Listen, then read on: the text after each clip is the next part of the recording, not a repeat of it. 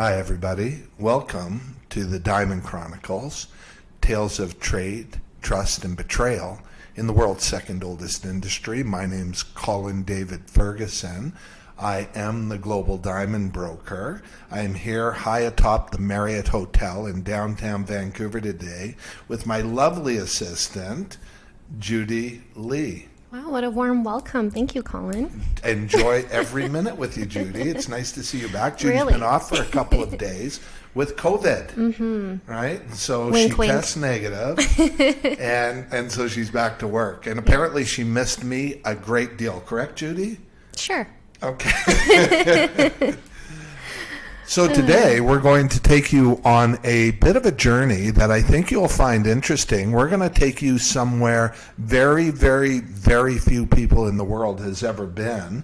And we're going to take you backstage at the Argyle Pink Diamond Mine, which is, the mine itself is located just outside of Perth, Australia, with their amazing offices in downtown Perth. And by the way, Perth, Australia, to begin with, for me, and I've had the opportunity in the diamond industry to travel literally all over the world, is by far the second most beautiful city in the world. It might be number one, but I am in downtown Vancouver on a beautiful day looking out from 37 stories up. But Perth, Australia is this amazingly beautiful city. And so... How do you get there, Colin? Sorry to interrupt you. To get to Perth... It's I've asked Judy to keep me on track because I talk a little bit too much. Really? Have you noticed that? You talk a lot? I had talk no a idea. lot. Really, you can't tell, hey? But on the way to Perth, how to get to Perth, Australia. First of all, you got to get it to Australia, I guess, Judy, is the number one thing. And all flights from here lead to Sydney. Right. And it takes me 24 hours when I fly to Perth, right? It takes 24 hours because it's 15 hours to Sydney direct from YVR, from Vancouver.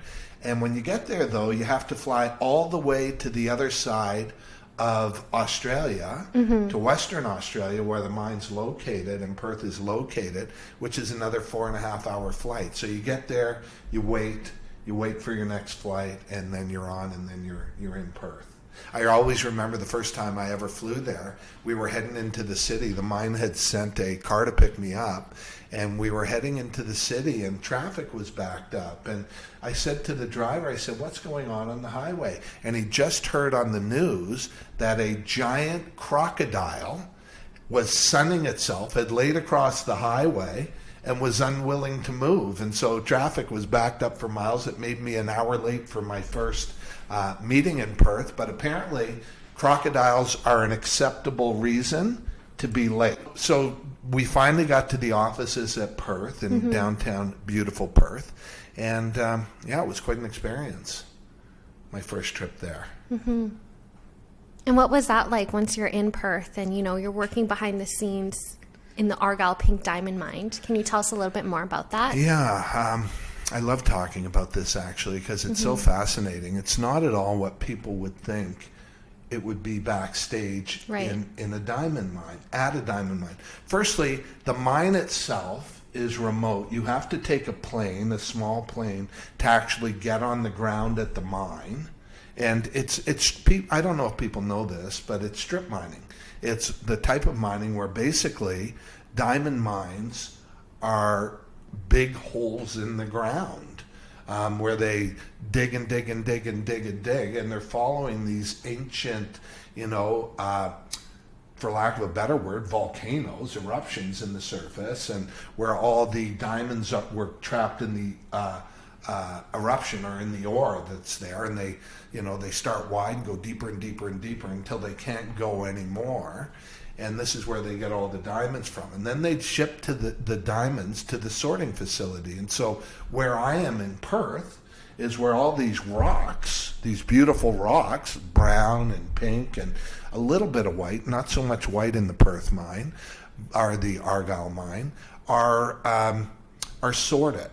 And so to answer your question, I get to the offices in downtown Perth, and the security is unbelievable.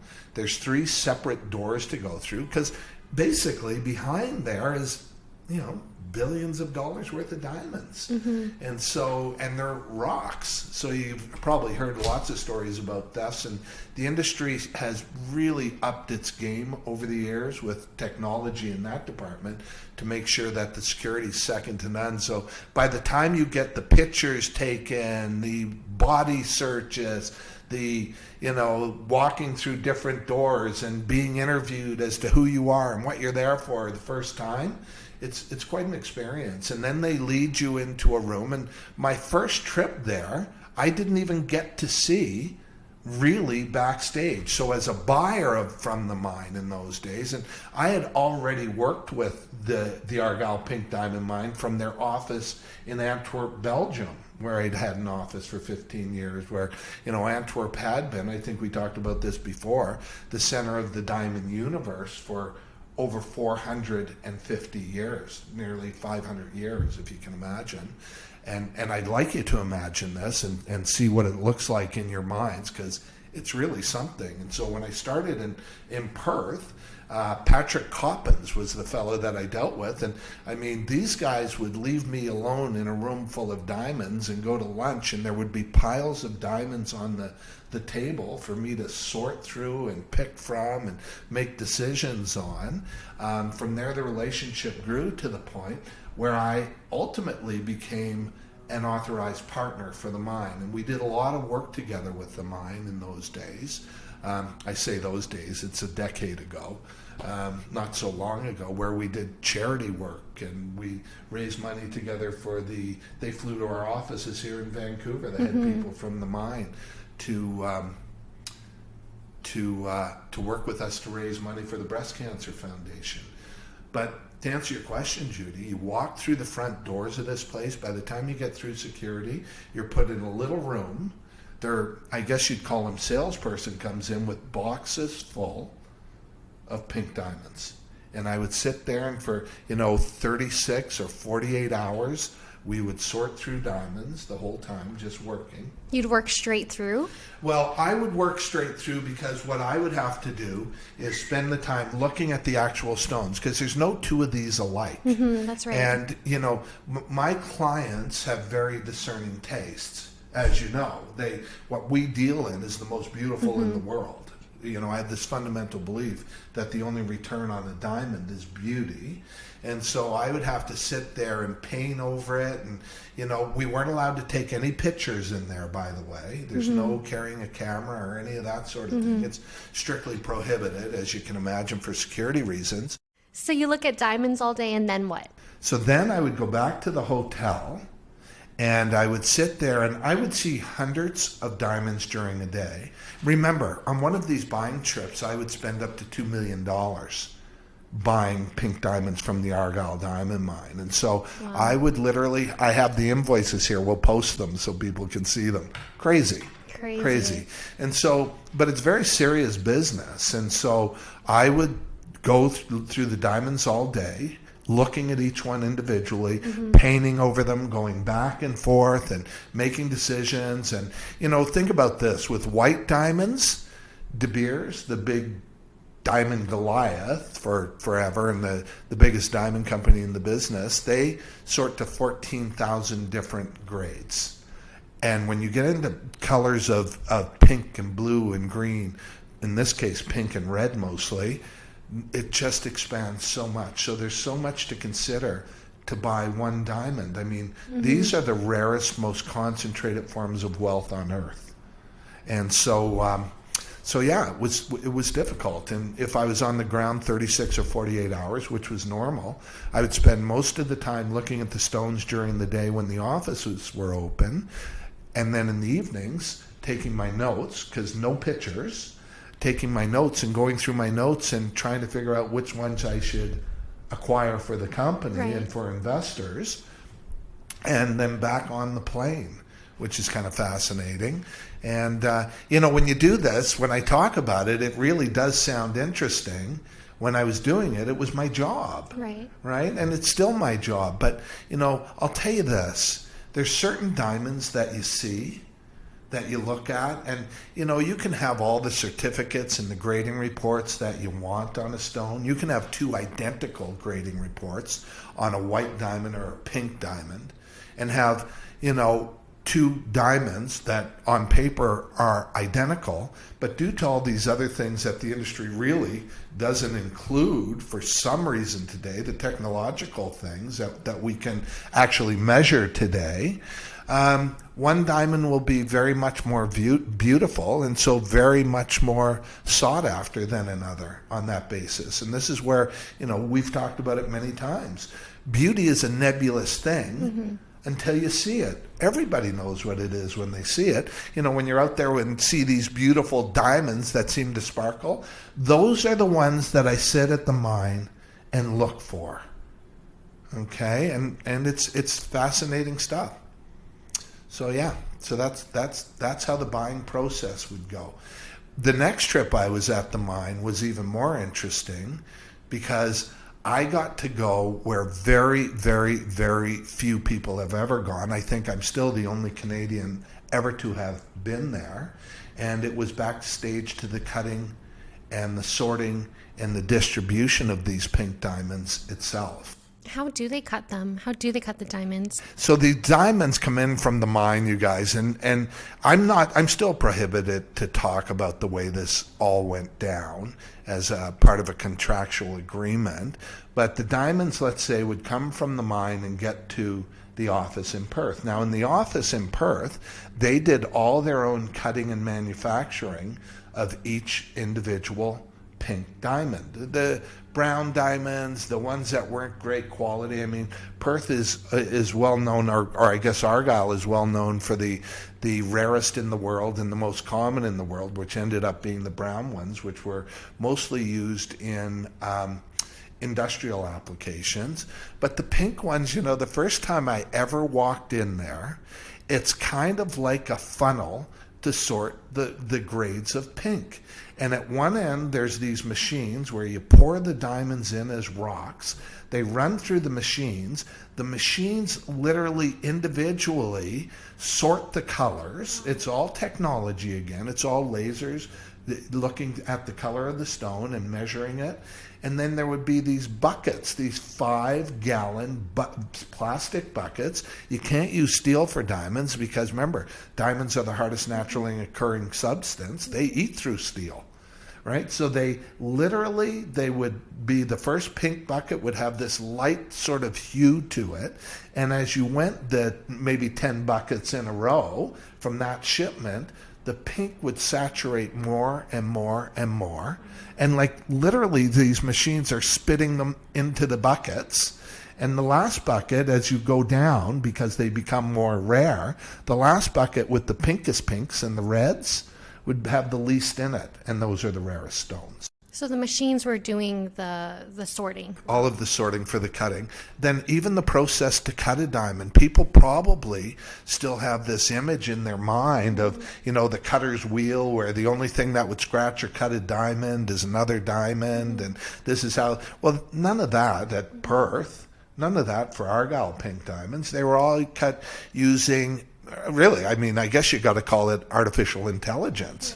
AI, because what they would do then is take each individual rough and put it on I'll call them machines, and the machine itself would do all the measurements using lasers of the best way to cut it, the best maximum use of the diamond. Again, there's no human involvement, minor human involvement. I guess you pick them up and put them on and take them off. But then in front of you on a computer screen, an image of that diamond would come up showing you how to maximize the weight of the diamond. It would pick the shape, because remember, these are rocks.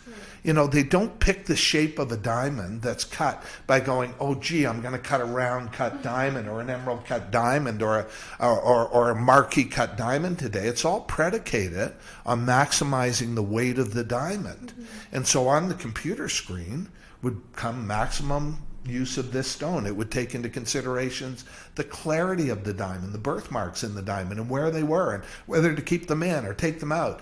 And then they would it's interesting, pour all these diamonds, now that they have this way that they're going to cut and form each piece of each rock, into a final manufactured diamond.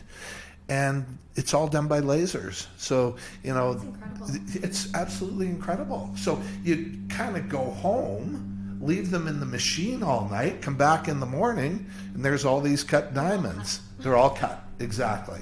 Then one thing Argyle did, which was brilliant, I think, is verify each stone.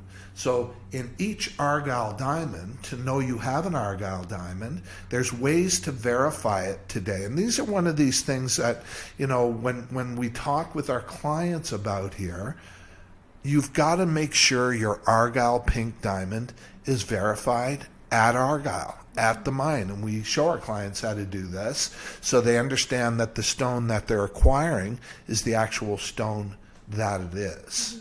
Okay? So yeah, it's all very, very technical. It's all very, very cool stuff. And, this is 10 years ago, and it's interesting that the technology still has not made it past the mines. There are companies out there that do nothing but help the industry understand what it's looking at and cut and maximize. But, our clients are still using the 4 C's of diamonds, of cut, color, clarity, and carat. It's just such an outdated system. Outdated, but it's this whole secret behind the veil industry that we work in. Anyway, so if you want to know exactly what your diamond is, if you want to value your diamond, if you want to know what you should be paying for it, that's really, in acquiring diamonds, there's not so much guesswork anymore. So yeah, that would be a trip to the mine. And, then I'd get on a plane, and I have a box here of Argyle pink diamonds sitting over on the desk right now. That was shipped in, that has all the logos and documentations, and Brink shows up at the door, or Malcolm Mitt is my favorite high security shipping company in the world, the Israeli company.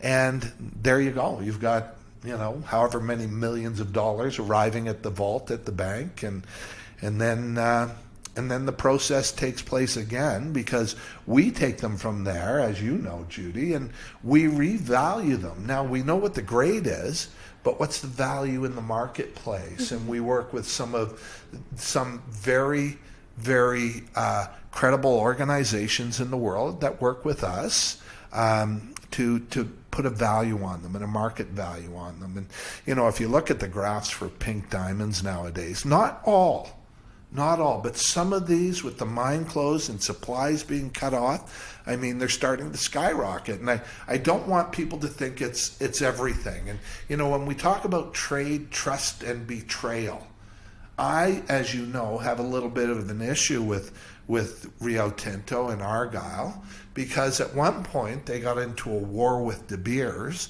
and decided that to increase their share value, or the value of the company, they would make champagne diamonds, brown diamonds, the next pink. And, sitting here, I have documents they must have spent tens of millions of dollars on in order to facilitate the story that brown diamonds had the potential to be the next pink. And it never was, though. It never was, Judy. You've seen some of these books, and the printing costs were amazing, but to spend 10 million to make 100 million, I think anybody would do that. And, really, when you look at these companies, these huge mining companies, it's another story of a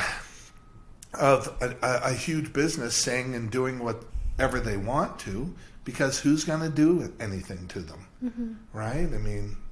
But that's a story for another time, the war between Rio Tinto, these two massive, massive mining companies, one of them the diamond expert and another in a play to do what they ultimately, I guess, wanted to do, was demonopolize De Beers.